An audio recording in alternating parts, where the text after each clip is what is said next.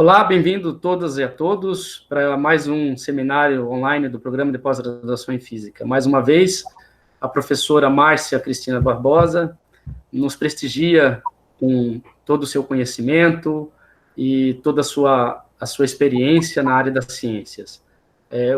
Não me canso de apresentar a professora. Ela possui graduação, mestrado e doutorado pela Universidade Federal do Rio Grande do Sul. Ela é professora titular desta mesma universidade, membro titular da Academia Brasileira de Ciências e da Academia Mundial de Ciências, tem experiência na área de física, com a ênfase em física da matéria condensada. Ela já recebeu diversos prêmios, né, por seus trabalhos. Ela orienta uma quantidade muito grande de alunos, né, de iniciação científica, alunos de mestrado, alunos de doutorado. Ela supervisiona projetos de pós-doutorados e outros projetos. Professora Márcia, é um grande prazer tê-la novamente aqui junto com a gente. Pena que por motivos de saúde, né, numa distância muito grande, né, mas graças a Deus a tecnologia nos aproxima. Obrigado, passo a palavra para a senhora. Bem, hoje eu vou conversar com vocês um pouco sobre essa história do relacionamento da ciência com a sociedade. E ele começa com esse cartão provocativo dos Simpsons, que mostra a sociedade lá parada, utilizando ciência através da televisão, através da eletricidade, através de toda a infraestrutura. E do outro lado, lá longe, sem conversar com essa sociedade, somos nós, os cientistas, na nossa vida, no dia a dia.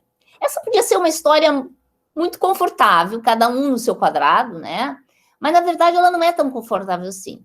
Randall Munroe, que é um cartunista americano, já em 2007, ele fazia o seguinte cartoon.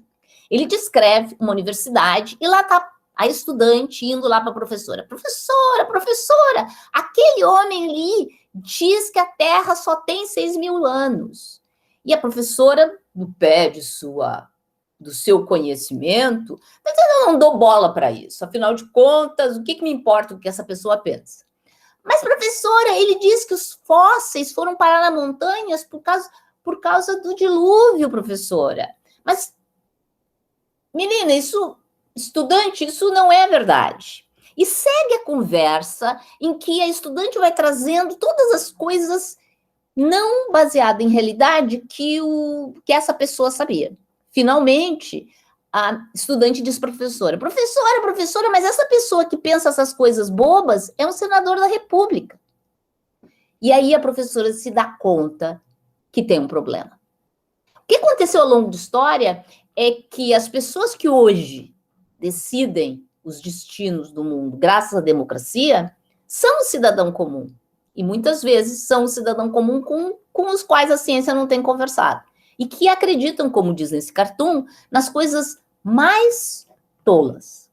Isso parece ser só uma piadinha que o Randall Munroe quis trazer, muito antes da gente ter esses fenômenos agora de negação de ciência na Covid-19, mas é uma coisa séria e real.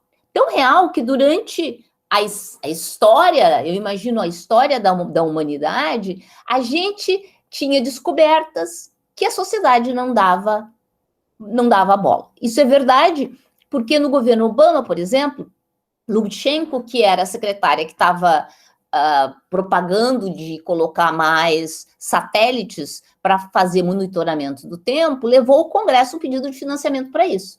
Um congressista se levantou e disse, não, eu não preciso desse dinheiro para saber a previsão do tempo. Eu olho a previsão do tempo na TV, no canal do Tempo. Não sabendo esse congressista que o canal do Tempo utiliza satélites. Então, nós temos um problema muito sério de comunicação sobre ciência e a sociedade que vai usufruir dessa ciência. E essa relação entre ciência e sociedade, ela não começou ontem, ela já é antiga. Então, se nós formos lá para o tempo em que começa a agricultura no mundo, notem, ela começa perto da água e ela tem uma função muito importante, que nós precisamos saber as estações do ano, precisamos saber as mudanças de clima que aconteciam com as estações do ano, nós precisávamos observar o céu. Então, os primeiros astrônomos foram grandes magos que ajudavam a definir o que plantar e quando plantar. Mas para quem esses magos passavam informação? Não para a população comum. Eles passavam informação para os reis. Então, os reis possuíam o conhecimento tecnológico através dos cientistas, não a população comum, e os reis definiam que se tinha que plantar. E aí, aqui só para citar essa frase da Jane Lutyenko, que o congressista simplesmente diz: olha, doutora, eu não preciso desse seu conhecimento dos satélites, porque eu utilizo a previsão do tempo vindo da TV. Mas vamos começar, como é que começa esse distanciamento, né, da sociedade e das pessoas? Vamos começar lá por Tales de Mileto. Tales de Mileto também observava o céu, e Tales de Mileto até tentou avisar a liderança local de que teria uma grande colheita de oliveiras, tá, que produz azeite de oliva. Ninguém deu bola. Ele, diferente de muitos cientistas que quando ninguém dá bola não faz nada, ele foi espertinho. E aí a história fica um pouquinho divergente do que aconteceu. Uns dizem que ele foi lá e comprou todas as prensas de oliva e aí produziu todo o azeite de oliva. Outros dizem que ele alugou todas e ele produziu todos os azeites de oliva. Mas a verdade é que o Tales de Mileto, graças ao fato de ele ter o conhecimento, ele ficou rico. E vemos hoje muitos Tales de Mileto, Microsoft, Bill Gates, Apple. Então, temos também alguns Tales de Miletos, que são pessoas que não compartilham o conhecimento com toda a população.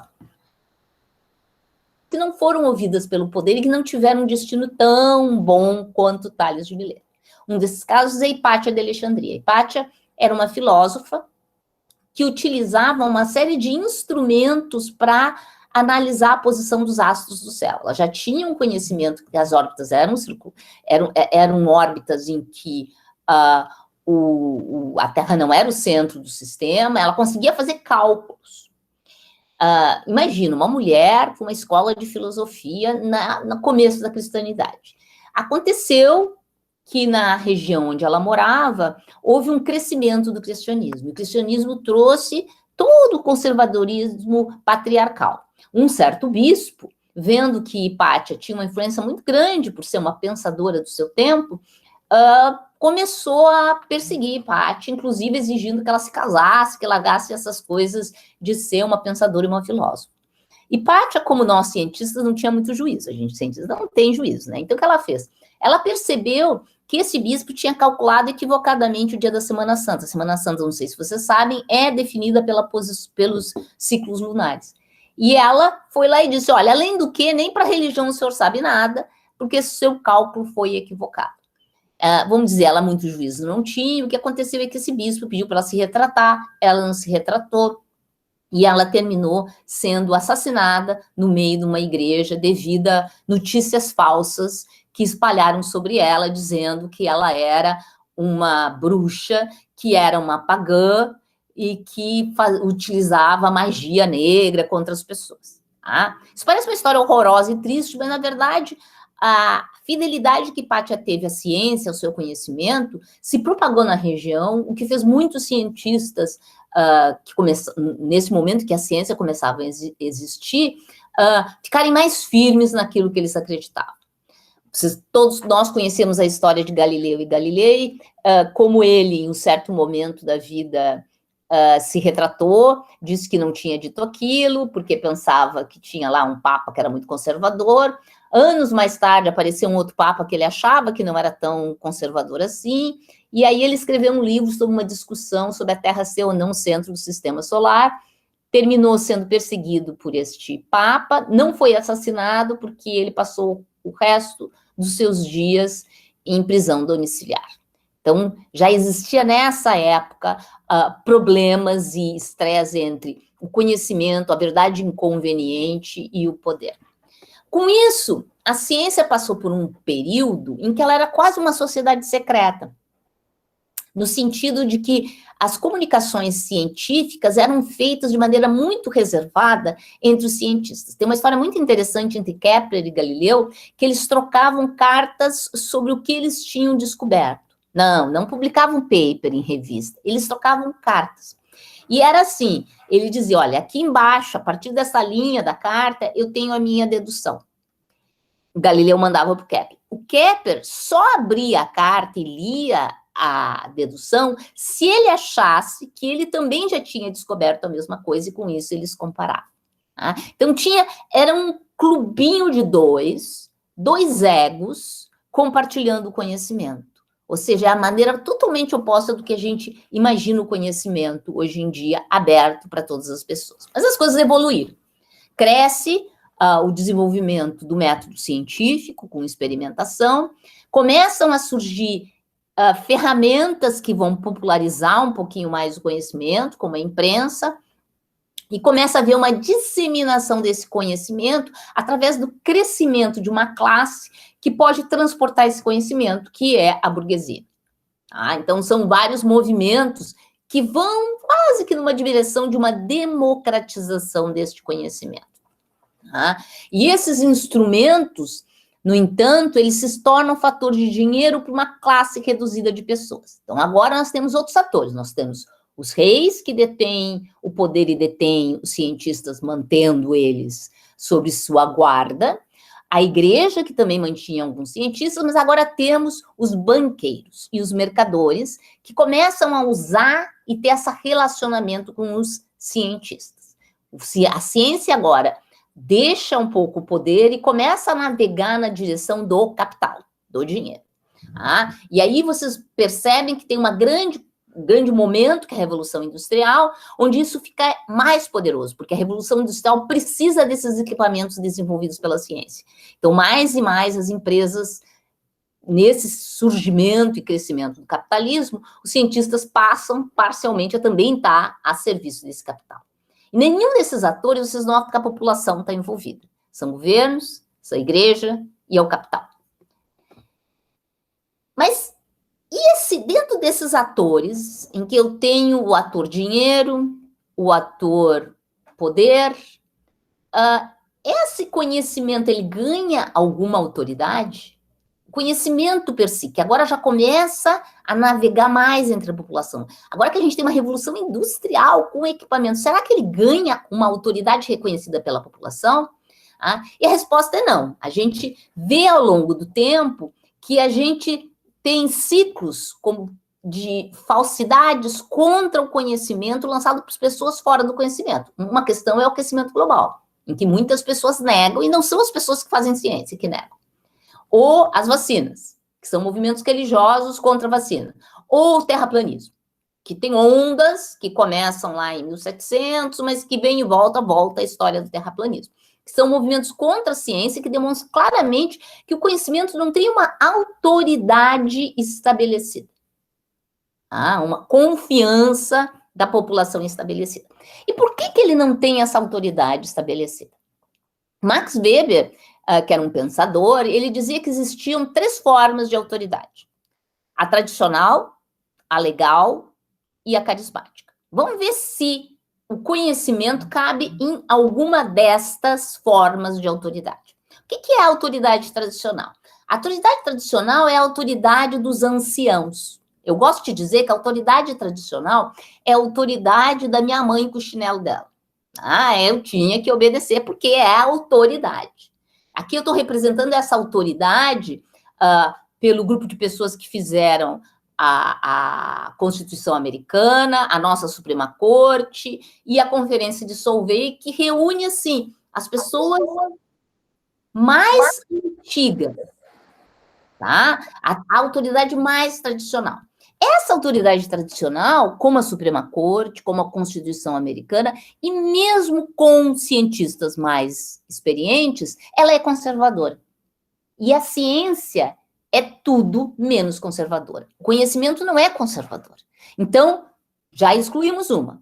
A autoridade tradicional não pode ser a autoridade da ciência, porque ela é conservadora. A segunda é a legal, é a da lei que rege os países. A ciência também não é uma autoridade legal, porque a autoridade legal é muito transitória, ela não progride, ela vai e volta. Como eu ilustro para essas 2 fotos de Cabul, uma dos anos 70 e uma outra atual.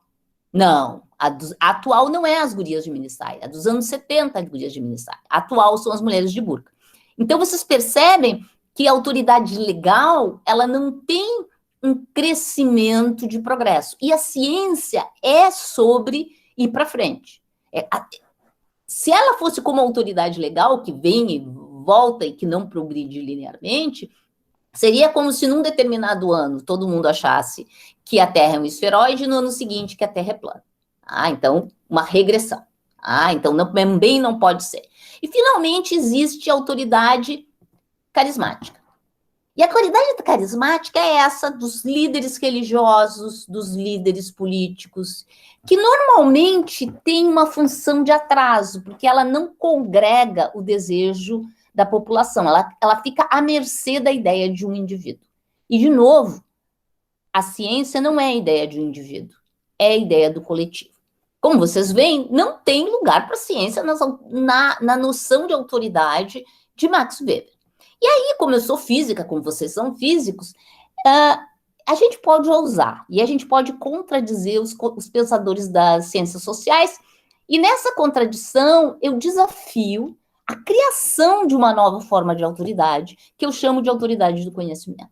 Ela tem que ser criada e ela tem que crescer dentro da população e ser respeitada dentro da população. Mas vamos tentar entender o que é essa autoridade do conhecimento. Bem, a autoridade do conhecimento, ela não requer fé, como na carismática.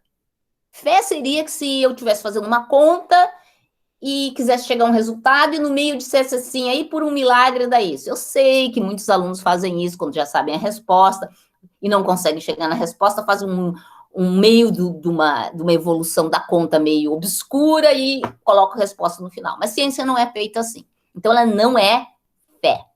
Ela é baseada em uma outra coisa. Ela é baseada no método científico.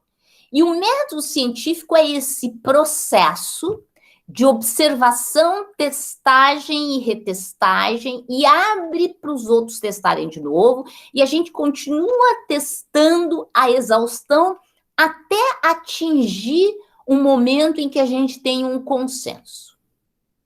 Então, é a testagem que chega a um consenso, que aqui eu estou chamando de teoria. Então, como é que funciona? Ele funciona com evidências que são testadas e chega a ser um consenso, mas não é um consenso como o processo democrático, que todas as pessoas votam, porque se fosse assim, quando houver o tempo das navegações, todo mundo votaria que a Terra seria plana. Então, não é um consenso de toda a população.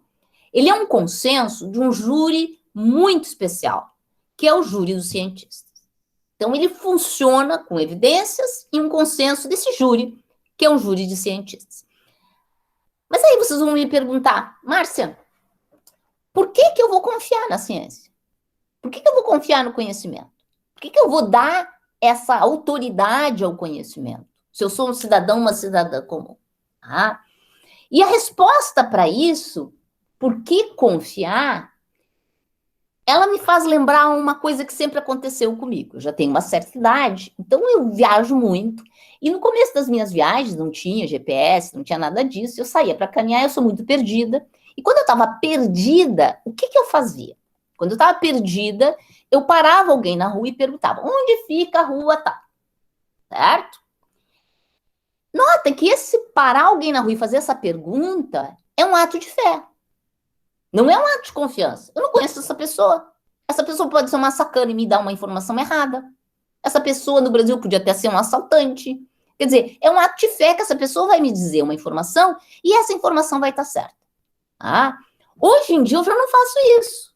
Hoje em dia eu uso o GPS.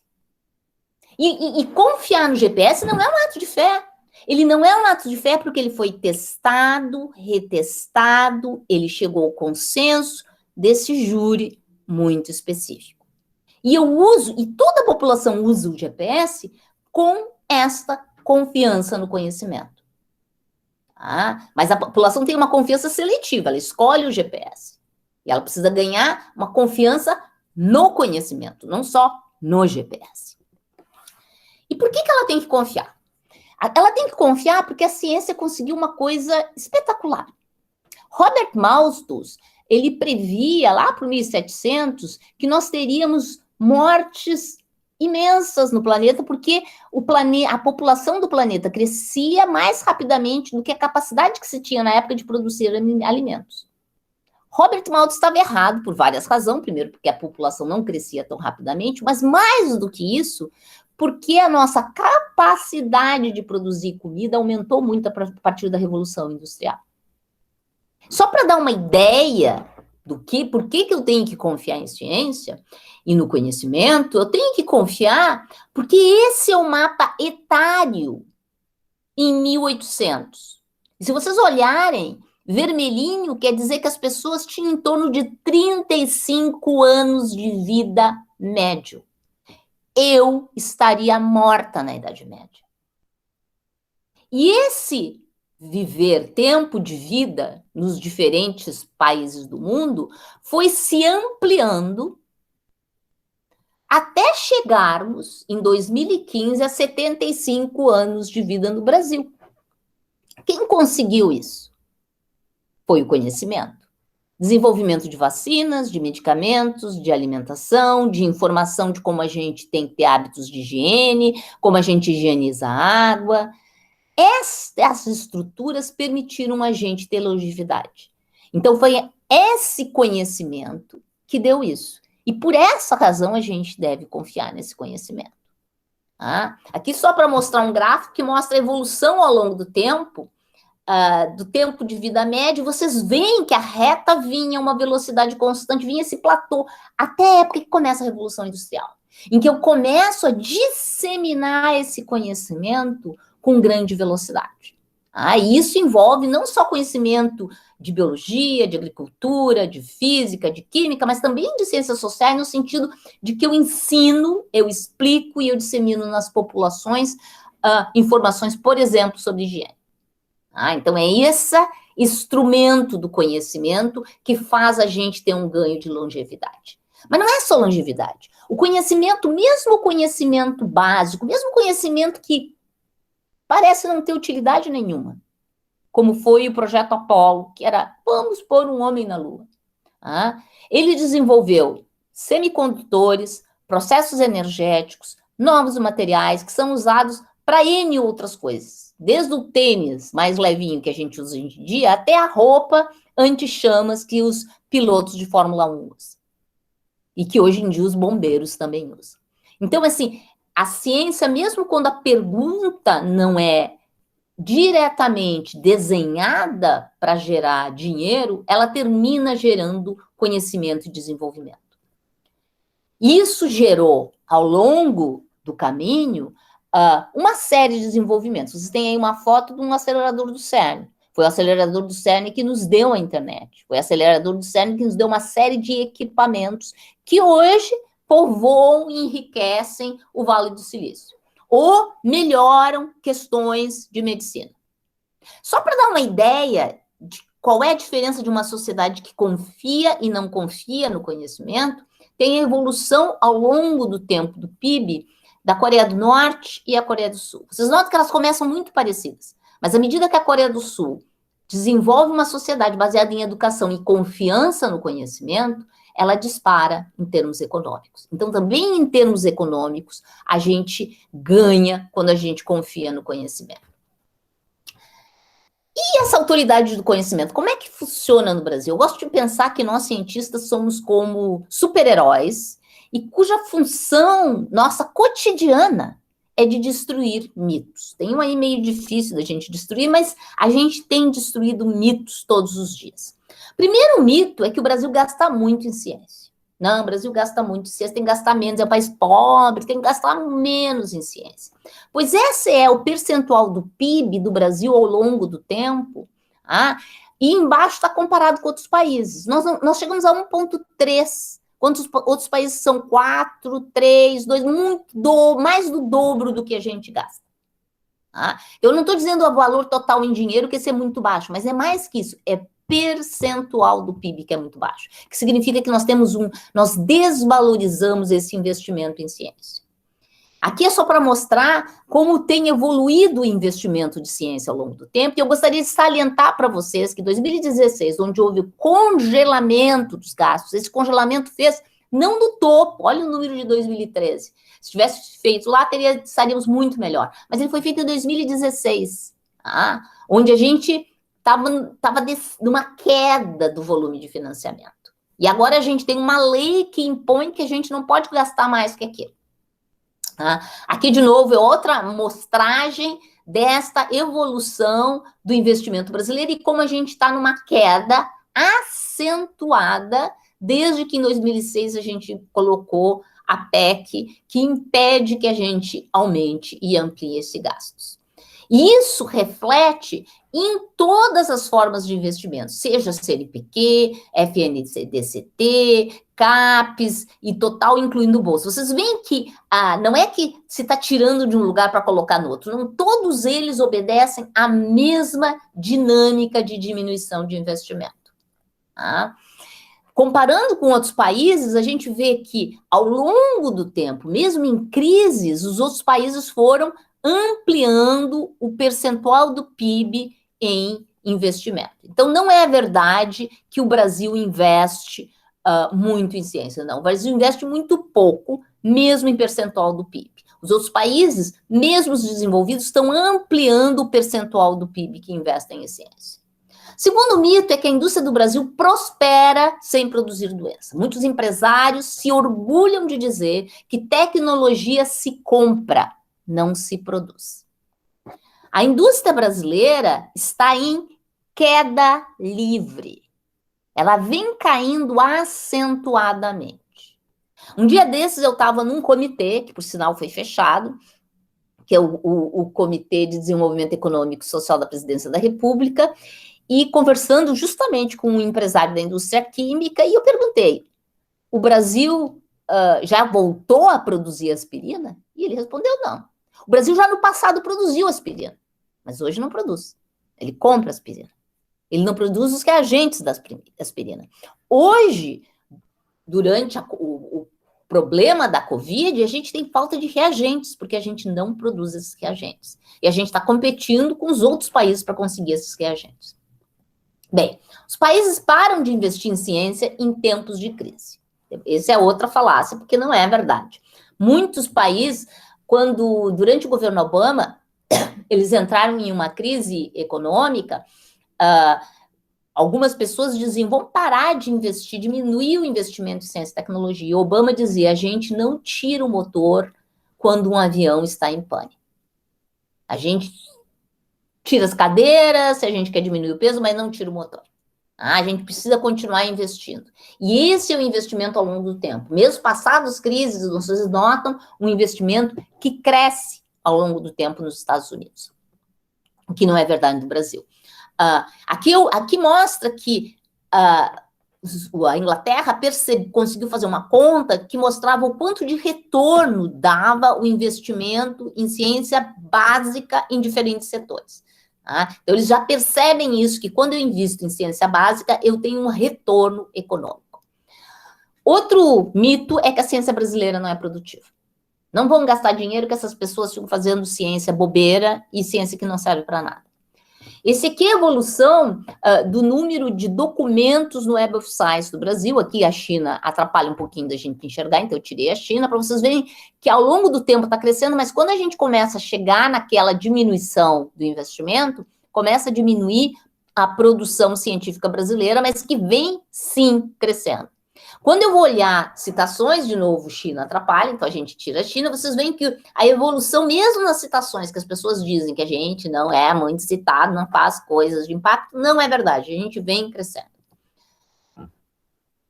E o Brasil quando eu vou olhar a comparação entre citações e o índice H, o Brasil está na boa rota, que é essa reta que mantém um bom equilíbrio entre as duas coisas. O tamanho das bolinhas nesse gráfico é o tamanho do investimento, e vocês veem que a bolinha do Brasil é bem pequenininha, porque o nosso investimento em ciência é muito pequeno. Deixa eu perguntar, a ciência vai nos salvar?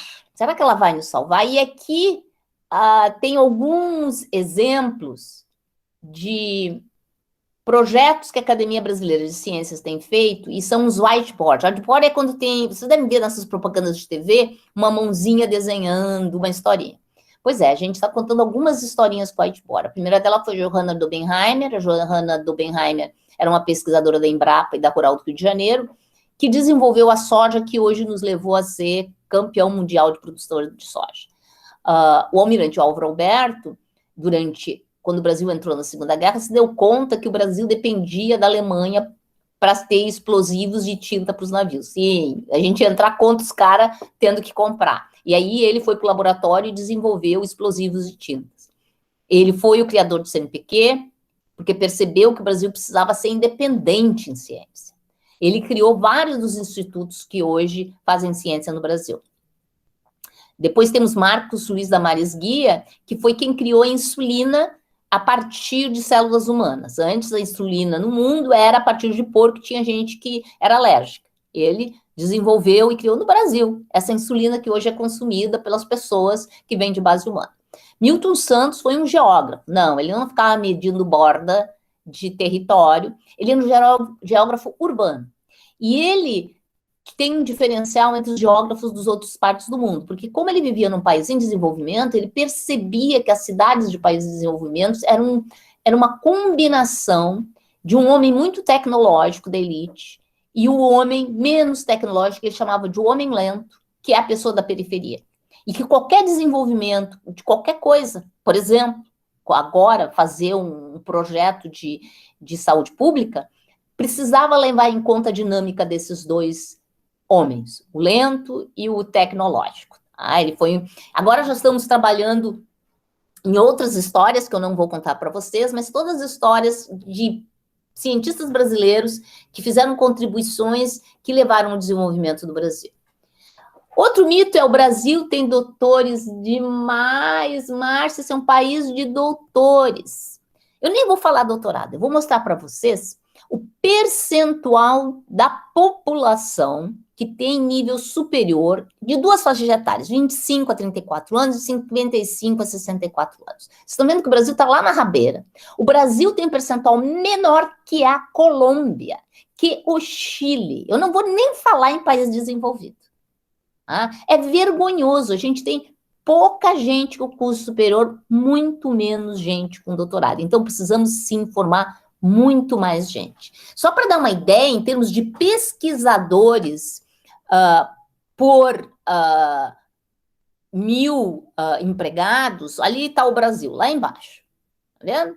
Lá embaixo. Não está lá em cima, com um monte de pesquisadores por empregados. Não, a gente tem pouquíssima gente que faz pesquisa e com doutorado. Então, a gente precisa ampliar a formação de recursos humanos. Aqui, para dar uma ideia de como é a distribuição de pesquisadores no mundo, vocês veem que o Brasil tem um segundo problema, que é o fato que os pesquisadores estão notadamente nas universidades. Enquanto que nos países desenvolvidos, eles formam tanta gente que eles enchem as universidades, que são em número muito maior que a nossa, e ainda tem pessoal que vai trabalhar na indústria, que é onde se faz o desenvolvimento.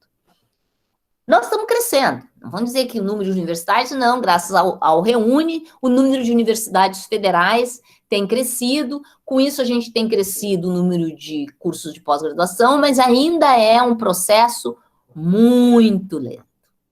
Mas, Márcia, se tem essas universidades, por que elas não produzem a tecnologia que a gente precisa? Por que elas não produzem a aspirina ou os outros insumos que a gente precisa agora no caso da Covid-19?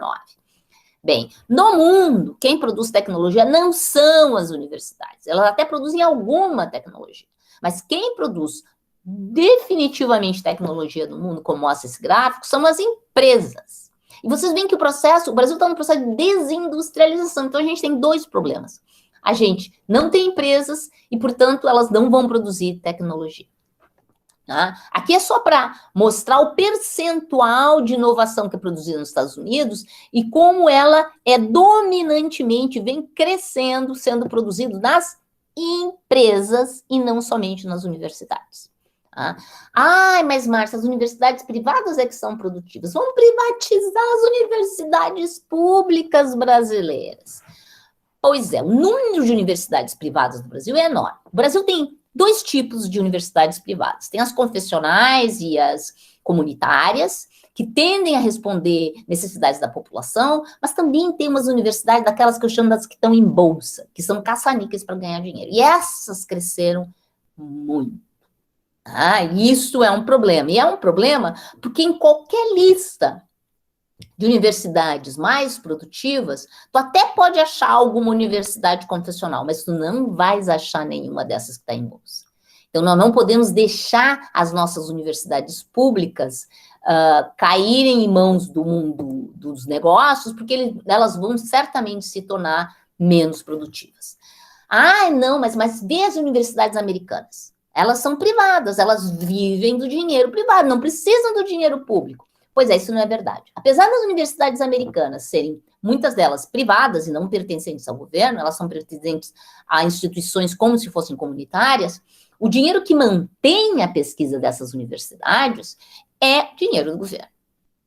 Então, não adianta dizer, eu vou privatizar as universidades públicas, porque assim o governo não vai ter que gastar. Vai ter que gastar porque é o jeito que o mundo opera. Mas as universidades deviam ser só para elite. Essa coisa de cota, de entrar, é ruim. Nós tínhamos que ter, assim, pessoas mais pobres tinham que fazer curso técnico, e aí deixar para a universidade a elite. Existe um estudo realizado pela McKinsey, que é uma consultoria de negócios, que mostra que entre as 500 maiores empresas do mundo, as empresas que têm mais diversidade, seja ela étnica ou de gênero, e étnica aí tem toda uma mistura referente à classe econômica, as que têm mais diversidade ganham mais dinheiro. Diversidade é, hoje em dia, um instrumento de eficiência econômica. Diversidade garante fazer inovação transversal, disruptiva, e permite a gente ampliar o mundo, não só de negócios, mas também o mundo acadêmico. Então, não, esse é outro mito. Precisamos, sim, de diversidade. Precisamos transformar a cota não só em esmola. A cota precisa ser um instrumento de deixar nossos sistemas econômicos e a nossa universidade mais eficiente. Bem, mas o que vamos fazer, né? O que a gente vai fazer agora, tendo essa população que vive ouvindo esses mitos, essas falsidades sobre a universidade? O que é a nossa função nesse momento? Primeira coisa é que a revolução começa em casa. As universidades brasileiras, elas não acreditam no próprio conhecimento que elas produzem. Querem ver como não? A universidade produz inovação, mas não usa inovação nas suas estruturas. Quem produz prédios inovadores quando vai fazer construção, ideias inovadoras na refrigeração de seus prédios? Nenhuma universidade brasileira. A gente ensina aprendizagem ativa, mas a gente não pratica a aprendizagem ativa. A gente ensina administrações inovadoras, mas a gente não pratica em administrações inovadoras. A gente ensina ambiente sustentável, mas os nossos ambientes acadêmicos não são sustentáveis. A gente fala de interdisciplinaridade, mas a gente não transforma a universidade num ambiente em que seja fácil transitar de um departamento para outro departamento. Nossos concursos são muito disciplinares. Nós não temos diversidade. Nós não temos negros em posições de poder, e nós temos muito poucas mulheres. E a nossa democracia interna da universidade, ela não tem sido debatida e conquistada, e particularmente neste momento.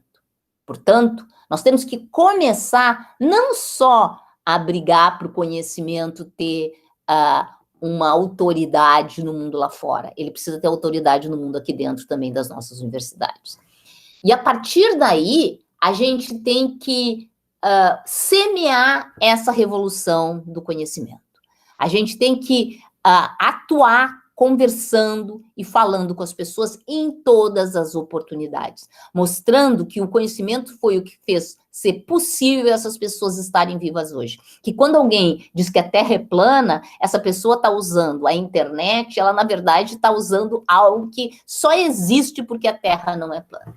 E uma das campanhas que a gente está muito firmemente nesse momento, para que a gente possa reconhecer essa autoridade de conhecimento, é a liberação do Fundo Nacional de Desenvolvimento de Ciência e Tecnologia, que é um fundo que recolhe impostos dos setores de petróleo e gás. Esse fundo já existe há muito tempo, mas recentemente ele está contingenciado. Sim, com toda essa crise, com toda essa necessidade de financiamento para a gente sair, não só da crise econômica, mas também dos problemas com a Covid-19, o governo está lá com uma poupancinha guardadinha que tem que ser destinada para ciência e tecnologia. E para não destinar, ele não está usando em nada. E precisamos liberar esse fundo, e nesse momento está tendo uma forte pressão, não só pela Academia Brasileira de Ciências, mas Sociedade Progresso da Ciência, para mostrar para a população como é importante a gente liberar esse fundo para que a ciência possa nos salvar. Bem, eu gostaria de terminar dizendo que eu sei que muitos de nós estamos tristes, deprimidos, com toda a fofocaria do que as pessoas não dão bola, o tio e a tia do WhatsApp que falam tudo que é bobagem sobre ciência, mas somos nós que temos que ser esses soldados, uns soldados mais animados.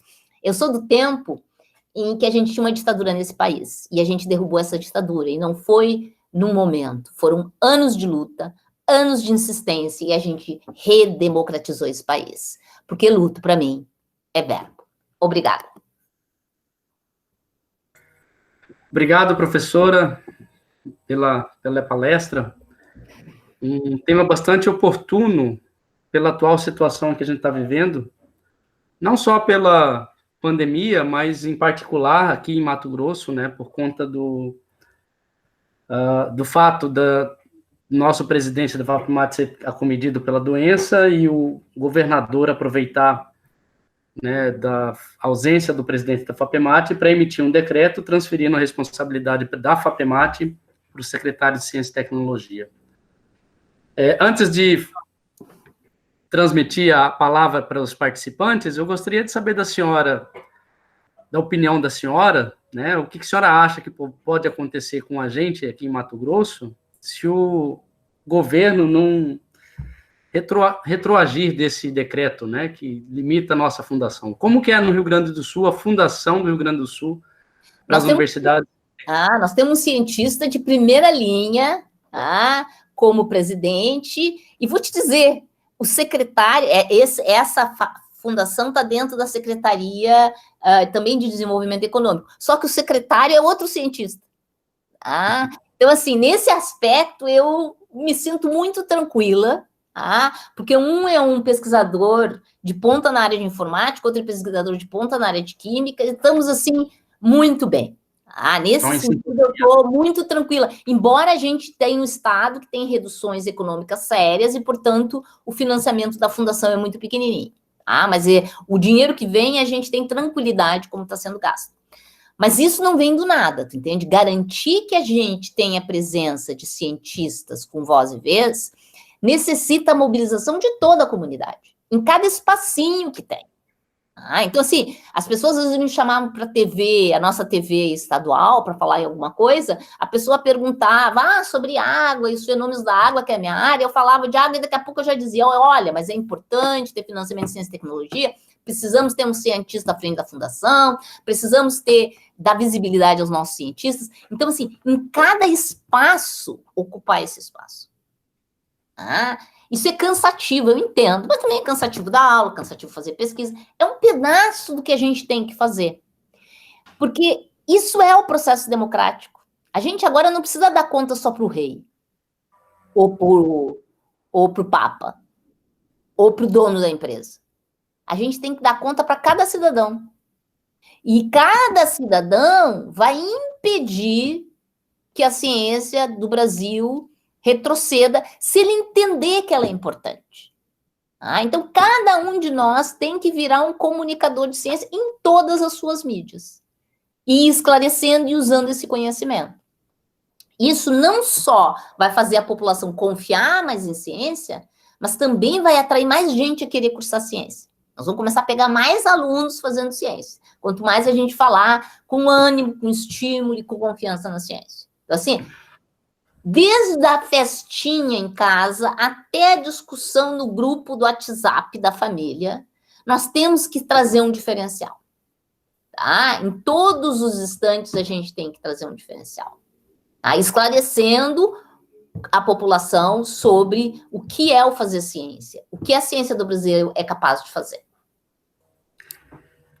Eu gostaria que o governador tivesse assistido esse seminário. Está gravado, vou ver se passo para ele assistir. O meu governador está dentro do meu Twitter. E esses dias ele foi detectado que ele estava contaminado com o novo coronavírus, felizmente com sintomas muito a menos, e assim, a primeira mensagem que eu mandei, ouça os cientistas que estão à tua volta, porque ele está sendo ele está sendo assessorado pelo grupo de Pelotas, que tem nada mais, nada menos que César Victor, que é um dos maiores epidemiologistas do mundo. Então, assim, olha, tu ouve ele e tá bom. O melhor cuidado é impossível. Legal. Bom, já tem algumas pessoas dando parabéns para a senhora aí pela palestra, e aí eu peço que os que estejam interessados em fazer perguntas, que se manifestem no chat, para que eu possa passar a palavra.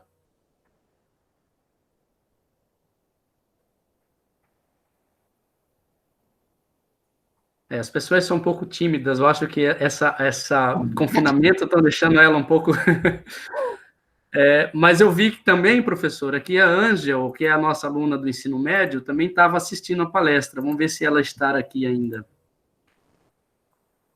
Acho que ela caiu. Essas coisas da rede. E esse é o horário da janta. Tá. O professor Edson Chagas é o nosso coordenador do curso de bacharelado. Edson, por favor, se puder abrir o microfone e a câmera. Olá, boa tarde, professora Márcia. Boa tarde. Tudo bem. A todas. Está me ouvindo bem, Teldo? Professora? Muito bem. Tá. Professora, parabéns. Primeiramente, parabéns pela palestra. É ótimo. Acho que foi ótimo ouvi-la. Acho que o Teldo também colocou muito bem aí. Nós estamos passando uma situação difícil, mas acho que parte da pergunta que eu ia fazer a senhora já respondeu agora. Uhum. Acho que a ciência pode resolver ou atenuar. Acho que não é uma coisa de um dia para a noite, é uma luta longa. Mas quais seriam as melhores estratégias? Eu comecei a pensar falando de redes sociais. Eu estou vendo que as redes sociais estão atingindo um número muito grande. Eu acho que a gente tem que aproveitar isso. Acho que a gente tem que aproveitar as redes sociais para tentar espalhar nossas ideias, mostrar, na verdade, nosso trabalho. Eu acho que isso é uma falha que você colocou, acho que logo no começo da palestra. É uma falha da universidade. Eu acho que a gente tem que fazer uma meia-culpa, que a gente não vem fazendo, divulgando o que a gente faz, não vem mostrando para a população que o dinheiro gasto aqui, como é gasto, e acaba abrindo caminho para essas mensagens falsas e acaba se proliferando, e a gente acabou esquecendo isso, acabou perdendo. Mas a minha pergunta, e acho que de certa forma você já respondeu, quais seriam as melhores estratégias para a gente tentar minorar esse efeito de fake news, de meias-verdades que estão sendo divulgadas direto aí?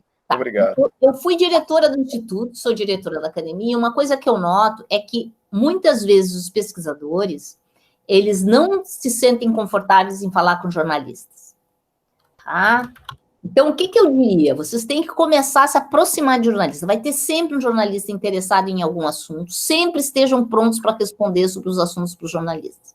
Identifiquem pessoas especialistas em algumas áreas, entrem em contato com a plataforma Bori, que é uma plataforma que faz conexões com jornalistas, e indiquem pessoas.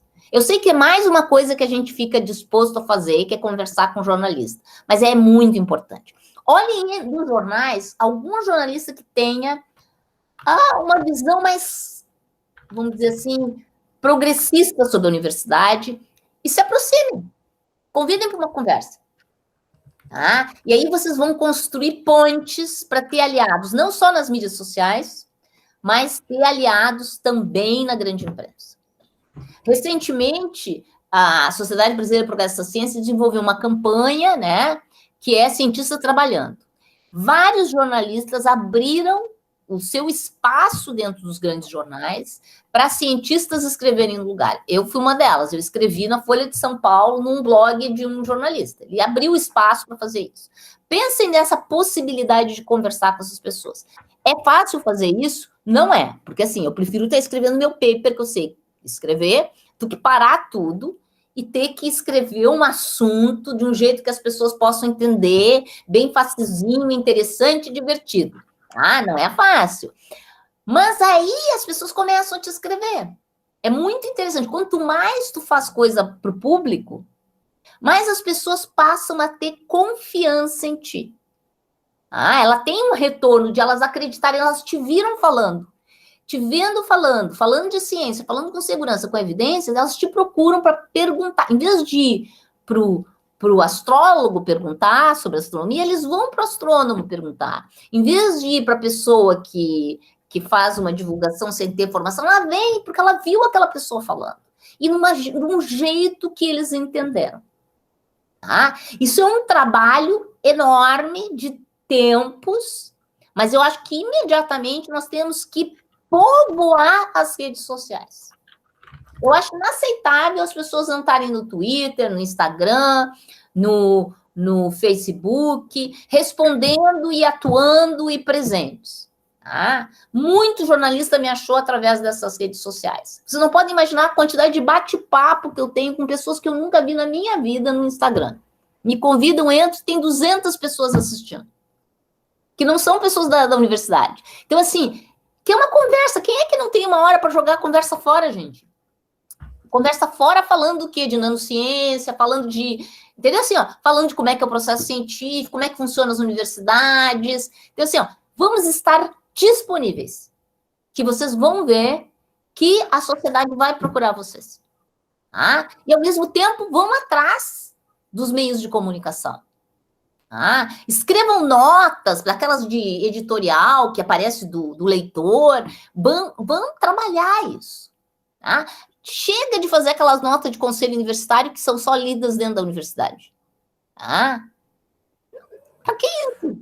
Tá? Para nós mesmos. Não, vamos conversar com a população. Tá? Dá uma canseira, mas vai gerando um reconhecimento dessa autoridade do conhecimento. Não é luto, não é tristeza, é verbo, é luta. E luta é trabalho. Então, vamos trabalhar. Tá certo, professora. O professor era Alci Moreira Terésio, do Física. Obrigado, Edson.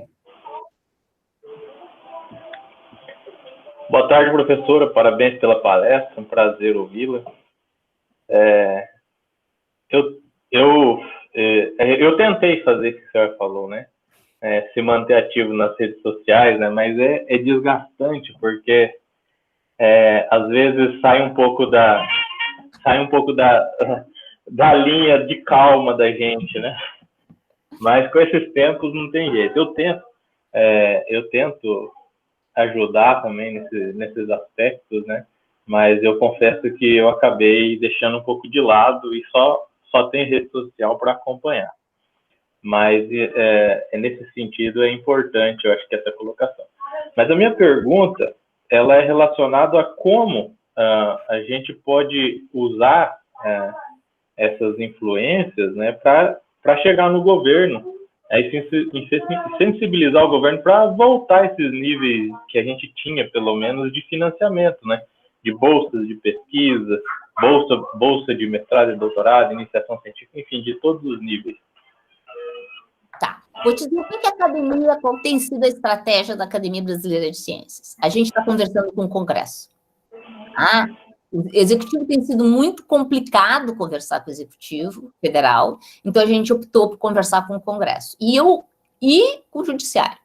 E localmente, eu também acho que vocês têm que se aproximar dos congressistas. Notem, de vocês, estaduais, tá? Notem que nós estamos no ano que vai ter eleição municipal. E a universidade tem que pressionar para, mesmo no município, os vereadores responderem que agenda eles têm para educação, ciência e tecnologia. Eles têm que ser provocados. Tá? Vou dizer assim, eu fui diretora do Instituto de Física. Se tinha algum vereador ou deputado que tinha uma visão um pouquinho melhor de ciência e tecnologia, eu convidava para tomar um café da manhã no Instituto de Física. Para conversar com essa pessoa, para ela ser aliada. Entendeu? Assim, tem um trabalho de se aproximar das pessoas. Eu sei que ninguém gosta de político, tá? Sempre tem uma visão ruim dos políticos, mas pensem que tem políticos e que a gente precisa do apoio deles. Então, a gente precisa conversar com eles. Tá? Eles também têm uma visão estereotipada da gente. Eles acham que a gente tudo é nerd, que não sabe explicar o que a gente sabe fazer de um jeito fácil. E aí, quando a gente senta e conversa, a gente consegue explicar de um jeito fácil, já quebram umas barreiras e a gente começa a formar aliados. Eu não estou dizendo que é fácil, é muito trabalho, mas a gente precisa fazer isso. Só com aliados políticos a gente vai conseguir. E a gente tem que conquistar a população e conquistar o meio político para poder fazer a transição. quer conversar com as pessoas. Obrigado. Obrigado, professor Terésio. Professora Márcia, o professor Alberto quer dar uma palavrinha com a senhora. Professor Alberto, poderia ligar o microfone e a câmera, por gentileza? Estou mal arrumado aqui. Márcio, só quero dar os parabéns aí pelo artigo na Folha de São Paulo, tá? Obrigada. Bom te ver. Ok. Eu também a parabenizo, professor. Eu li o artigo, muito interessante. Gostei bastante. O professor Jackson também quer fazer uma pergunta para a senhora. Professor Jackson, por gentileza, abre o microfone e a câmera. O professor Jackson é professor da UFMT no campus da Araguaia. Professora, boa tarde. Muito boa sua palestra, tá? Parabéns pelas colocações. Muitas vezes a gente fica meio preso, né, a esse lado do trabalho pessoal nosso, né? A minha linha de pesquisa nos cristais, falo de cristal, mas a sua colocação ao mostrar essa amplitude da universidade, né? Nossa colocação, é muito importante isso, né?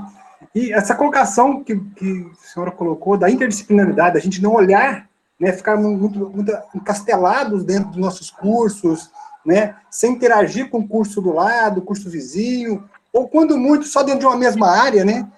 Isso é um pecado que nós, na academia, cometemos muito severo, né? Que isso é ruim, né?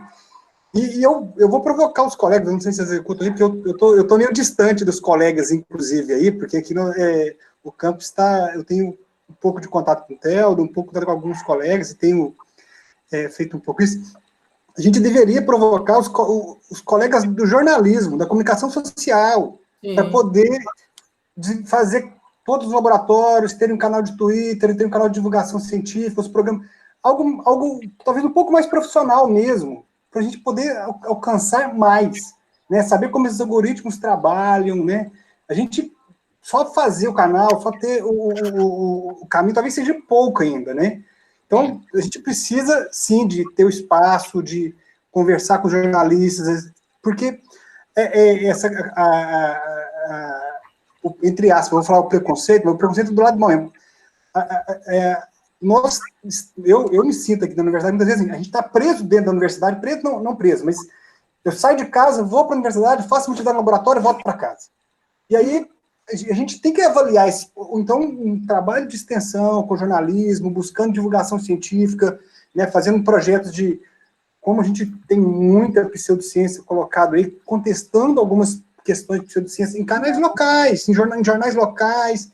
A gente precisa de buscar esse espaço. Esse espaço está disponível. A gente tem uma boa conversa com jornalistas, com certeza nos permite, né, esse tipo de colocação. Mas, parabéns pela... Muito importante. Eu vou dizer assim, qual é o grande pecado? A universidade brasileira considera... Não é brasileira, mundial, relegou a extensão a um cantinho escuro. Tá? A gente acha que fazer artigo é maravilhoso, mas fazer extensão é um cantinho escuro. Tá? Então, a gente precisa trazer extensão para a luz e a gente precisa acreditar nos técnicos.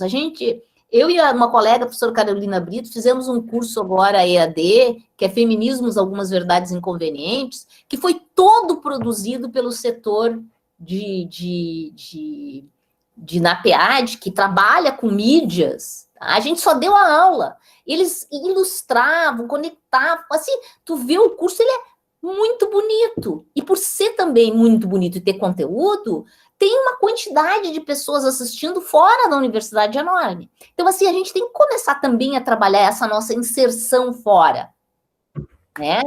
Mas, para funcionar bem, tem que ser bonito. E a universidade tem os profissionais para fazer isso. Só que esses profissionais não sabem quem sabe o quê. Cada um está no seu castelinho, e os pró-reitores têm a maior dificuldade para saber quem é quem, porque os pró-reitores somos nós ontem, né? Então, a universidade, por não se conversar, não consegue usar o melhor que tem de seus talentos. E nós precisamos conversar. Como eu disse, vamos começar em casa e vamos para fora de casa. E vamos para fora de casa com força, porque nós vamos unidos.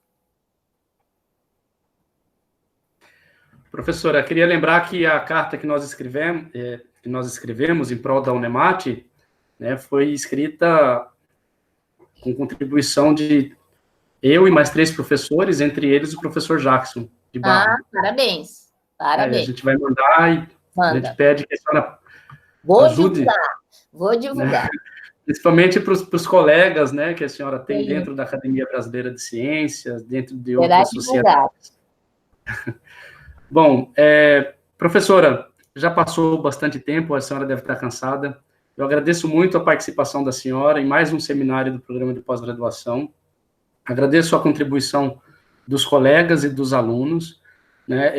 Eu informo que esse seminário será inserido no canal do nosso programa para que todos possam voltar a assistir.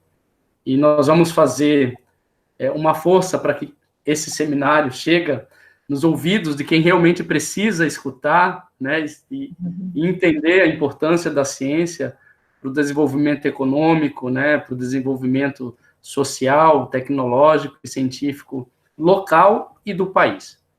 Né? Eu agradeço muito a senhora, agradeço a todos, fiquem com Deus, bom final de semana e fique principalmente em segurança.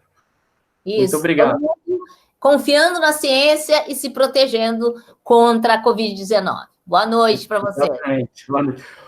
Professor, eu fico à disposição para tirar suas dúvidas com relação ao uso da mesa digitalizadora. Ah, sim, eu vou atrás agora, vou olhar. Tá bom. Obrigada. Tchau.